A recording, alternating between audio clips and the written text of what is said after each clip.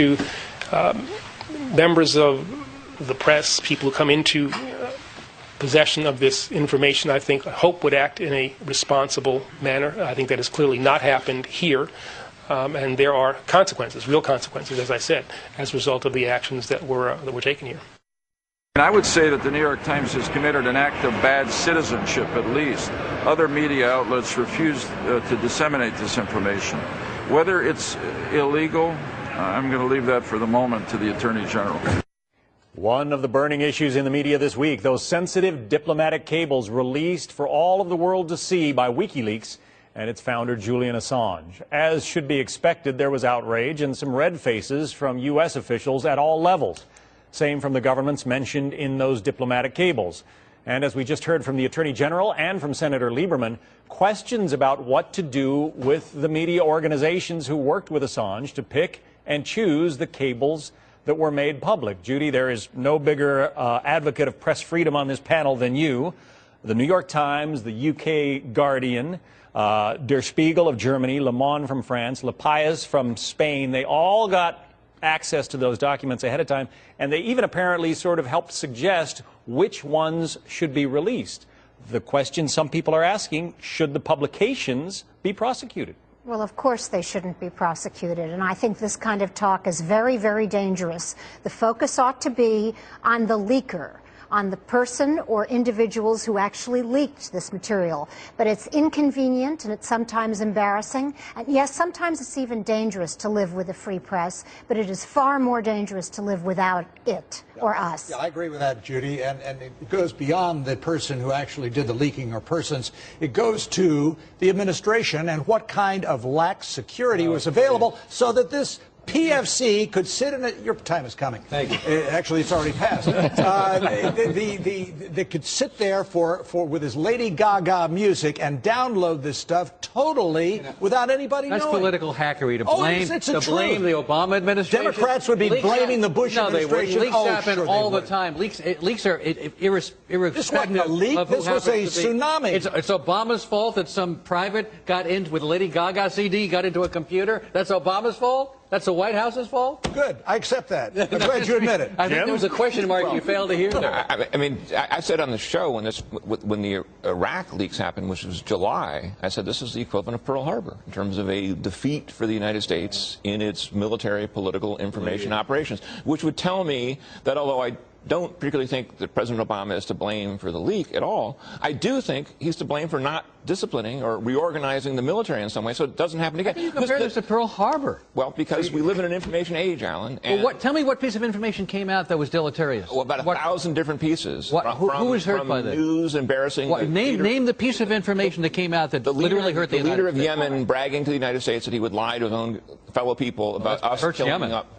Well, no, actually, it hurts us. It hurts us and our ability to fight Al-Qaeda. No, it doesn't. Not at all. There's no evidence of that whatsoever. It hurts the war against terror. But no evidence of that, Judy. Wait a minute. No evidence. Let me give you another example. We have had since 2007 enriched uranium at a reactor in Pakistan that we've been trying to get out, and yet that information was published.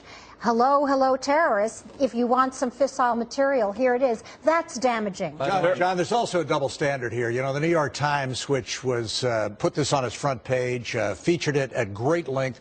When the East Anglia emails came out about global warming and denying some of the science and substance of the argument that global warming exists, the Times said, no, we're not going to publish those leaks. So because what is it? They were insubstantial. Oh, well, because all those leaks were taking things out of context, which went against decades of science. All the better reason to publish them all. And by the way, where were the conservatives on Valerie Plame? Well, why didn't you go after the leaks, and why didn't we go after the leakers who revealed a CIA agent's identity, who lost her job and literally did put lives of CIA agents? I think we did go after that. Conservatives were very quiet about that. So I think that's quite. But let's come back to another one. And that is Eric Holder. What a feckless piece of blank this man is.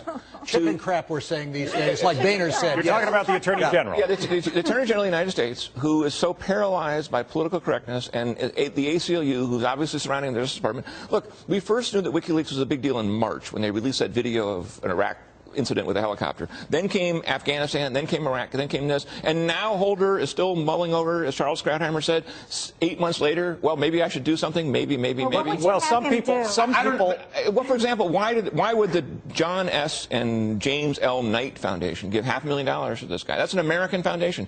If we really wanted to, again, we can't prosecute the New York Times. I agree with that. But we can't prosecute WikiLeaks. Well, if we wanted to shut down their money, maybe we could do that. Well, you got Lieberman trying to shut down their websites, which is absolutely outrageous. This is a squelching of free speech. This is a violation of the First Amendment, and people like Lieberman ought to be ashamed of themselves. They went after Amazon, who was their web provider. Now he wants to go after other web providers. So Alan Colmes says it's a First Amendment issue. Peter Johnson Jr. said something different on Fox this week. Take a listen to this, and then let's get your responses.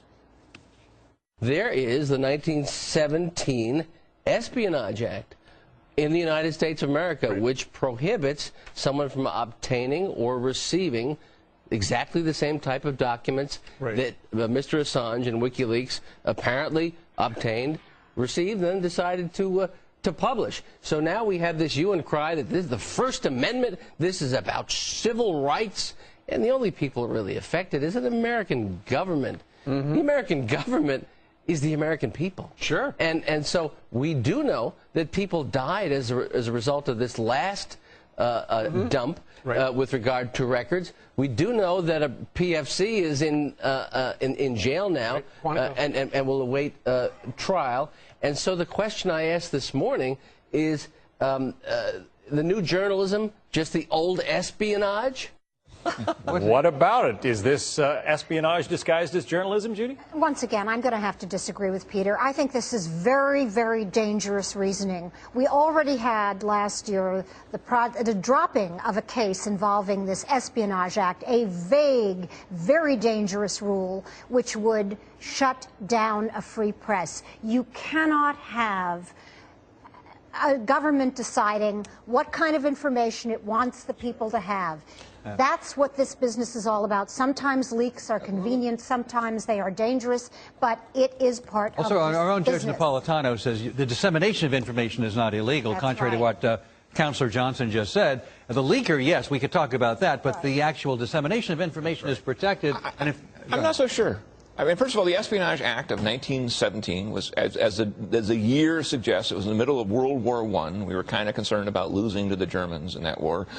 Gabriel Schoenfeld, a commentary, wrote a whole book about this. I'm not as clear-cut as everybody else is that, oh, yeah, you can print whatever you want in wartime.